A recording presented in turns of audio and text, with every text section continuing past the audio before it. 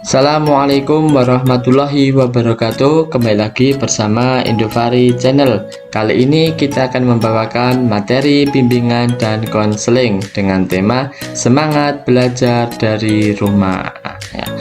Untuk materi lengkapnya bagaimana, simak terus video ini hingga selesai.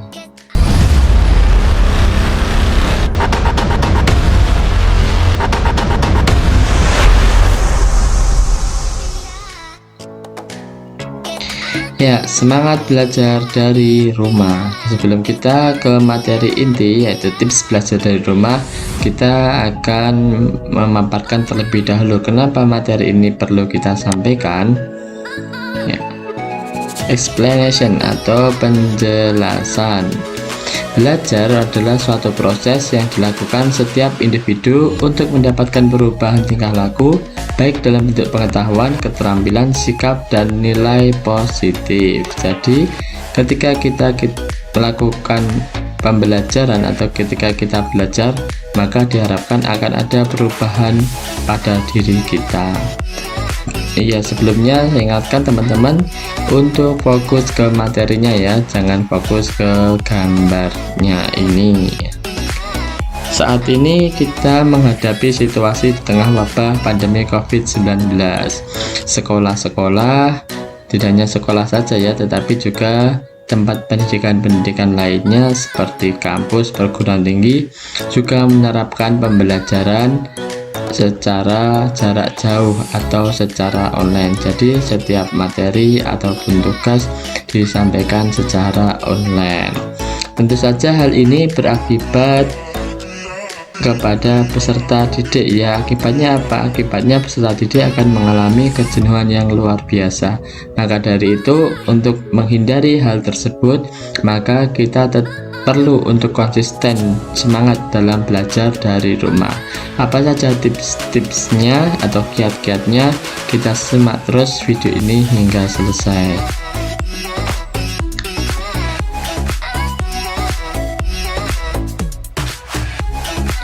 Selanjutnya adalah tujuan. Apa tujuan dari mempelajari materi ini? Yang pertama adalah kita akan mengidentifikasi berbagai macam kegiatan belajar dari rumah. Kemudian yang kedua, kita menjelaskan kriteria semangat dalam belajar. Yang ketiga, kita akan mengklasifikasi perilaku belajar aktif yang dilakukan dari rumah. Meskipun ketiga tujuan ini tidak akan kita uraikan semuanya secara terperinci, tetapi kita telah merangkumnya dalam satu bab materi akan kita sampaikan setelah tujuan ini. Oke, selanjutnya adalah tips belajar dari rumah. Tips belajar dari rumah kali ini kita ada 5 poin penting ya yang telah kita rangkum. Yang pertama adalah kita menyiapkan tempat yang nyaman untuk belajar. Bagaimana tempat yang nyaman untuk belajar itu? Yang pertama, tenang, tidak bising ya. Jadi kita harus mencari tempat yang tenang dan tidak terganggu oleh suara-suara yang lainnya. Kemudian selanjutnya adalah gunakan meja belajar. Bagaimana meja belajar yang baik untuk tempat belajar itu? Yaitu tidak terlalu tinggi dan tidak terlalu rendah, jadi badan kita tidak terlalu bungkuk ketika sedang belajar. Kemudian ketika kita menggunakan kursi, usahakan gunakan kursi yang ada sandarannya sehingga badan kita tidak mudah capek atau lelah. Kemudian siapkan juga musik atau aromaterapi. Kenapa ini perlu? Karena musik dapat menambah mood kita dalam belajar.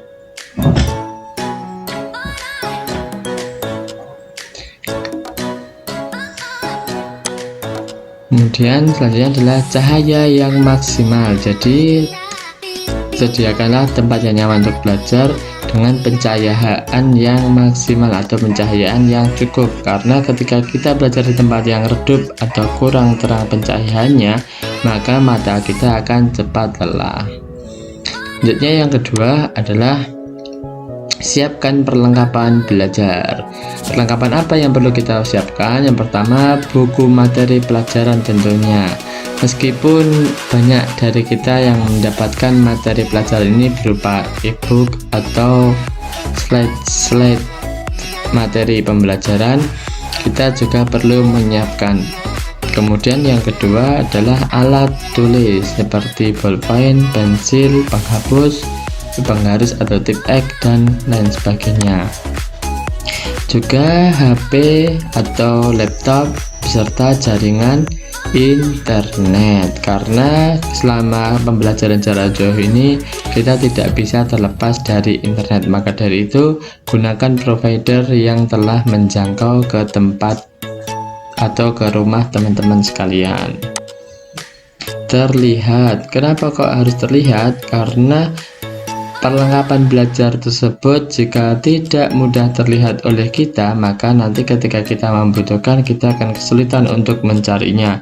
Maka harus terlihat. Kemudian selain itu juga harus mudah dijangkau, sehingga kita ketika membutuhkan bolpen, kita bisa segera ambil bolpen. Ketika kita membutuhkan alat tulis lain, juga kita bisa segera mengambil alat tulis tersebut.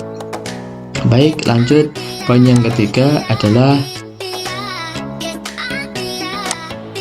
sediakan camilan atau makanan ringan. Ya, sediakan camilan atau makanan ringan. Meskipun kegiatan belajar dari rumah ini tidak menggunakan aktivitas fisik, tetapi kita akan terkuras energi kita karena kita selalu diharapkan untuk berpikir terus-menerus. Maka kita juga perlu nutrisi agar tubuh kita tetap sehat dan semangat untuk belajar. Syaratnya itu makanan sehat, ya, seperti apa? Seperti buah-buahan, kacang-kacangan, atau makanan yang berserat dan berprotein tinggi.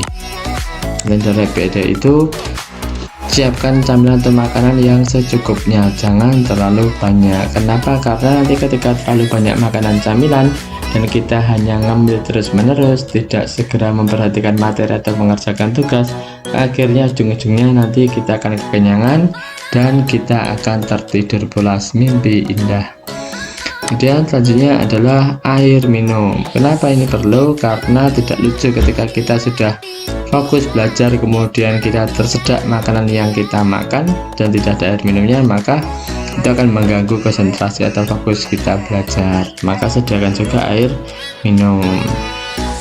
Dan air minum yang sehat adalah air putih. Kemudian waktu yang tepat, poin keempat. Waktu yang tepat bagaimana? Kita bangun pagi sesuai jadwal biasanya, lalu mandi dan sarapan. Jadi kita kondisikan seperti ketika kita sekolah secara luring, ya, secara tatap muka. Jadi ketika pagi hari bangun, mulai sholat subuh dan sebagainya, kemudian kita harus tetap mandi dan juga kita sarapan. Selain daripada itu, kita juga harus segera standby di depan HP atau laptop menunggu materi dari Bapak Ibu guru, karena meskipun kita belajar dari rumah, tentunya sudah dipersiapkan jadwal dari madrasah atau dari sekolah, dan kita harus menaati atau mengikuti jadwal yang telah diberikan tersebut.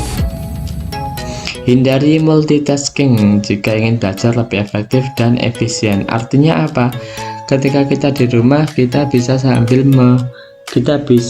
mengerjakan sesuatu hal yang lain. Kita bisa menyambi, mengerjakan ini, itu, dan sebagainya. Akan tetapi jika kita ingin fokus belajar dan hasil belajar kita lebih efektif dan efisien, maka kita harus benar-benar fokus untuk belajar. Jangan melakukan kegiatan-kegiatan yang lainnya. Terutama ketika kita sedang menulis sesuatu atau merangkum sesuatu, usahakan HP kita untuk tertutup layarnya atau notifikasi pesan dan sebagainya untuk tidak ditampilkan, karena itu akan mengganggu fokus konsentrasi belajar kita. Selanjutnya adalah yang terakhir, jaga kesehatan mental dan fisik. Yaitu salah satu syarat dari kita adalah wudhu. Jadi teman-teman, sebelum belajar ambil air wudhu terlebih dahulu agar kita rasa fresh. Kemudian ketika di tengah pembelajaran kita merasa kantuk, lelah dan sebagainya, maka untuk menyegarkan kembali otot-otot urat wajah kita wudhu kembali. Kemudian lakukan peregangan sesekali ya, karena tidak dipungkiri kita duduk dalam beberapa waktu yang lama itu tentu otot akan terasa pegal dan capek, maka perlu kita lakukan peregangan sesekali. Kemudian adalah bersosialisasi. Meskipun kita belajar dari rumah, kan tetapi jangan lupa untuk senantiasa bersosialisasi kepada teman-teman kita. Entah itu kita ucapkan say hello atau menanyakan kabar mereka, menanyakan tugas dan sebagainya, agar kita tetap terjaga hubungan baik kita dengan orang lain, dan itu akan menjaga kesehatan mental kita. Kemudian yang terakhir adalah belajar santai namun serius. Artinya bagaimana? Artinya kita tidak boleh tegang dalam belajar, tidak boleh lalu dalam belajar, maka kita perlu hal yang nyantai ya, yang santai, suasana yang santai, namun kita tetap serius dalam memperhatikan materi pembelajaran. Oke, itu teman-teman tips agar kita tetap semangat belajar dari rumah.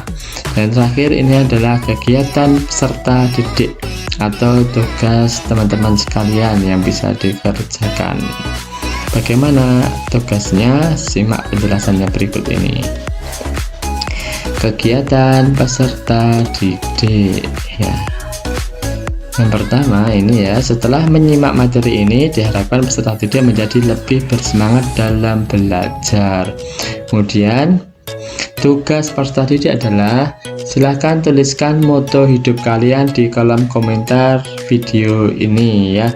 Ingat, kolom komentar yang terpin ya, jadi tidak tercampur dengan kolom komentar pemirsa yang lain. Kemudian jangan lupa cantumkan juga identitas diri, jadi tuliskan nama, nomor absen kelas, kemudian moto hidup kalian. Setelah itu jangan lupa untuk di screenshot dan nanti silahkan dikirim di link Google Form yang telah Bapak Ibu guru sediakan atau bagikan kepada kalian untuk umpan balik, feedback ataupun evaluasi. Oke, baik teman-teman, itu tadi materi semangat belajar dari rumah. Semoga dapat bermanfaat dan semangat kita senantiasa konsisten dari awal tahun pelajaran ini hingga akhir tahun pelajaran nanti. Tetap semangat, jaga kondisi, jaga kesehatan, patuhi protokol kesehatan. Assalamualaikum warahmatullahi wabarakatuh.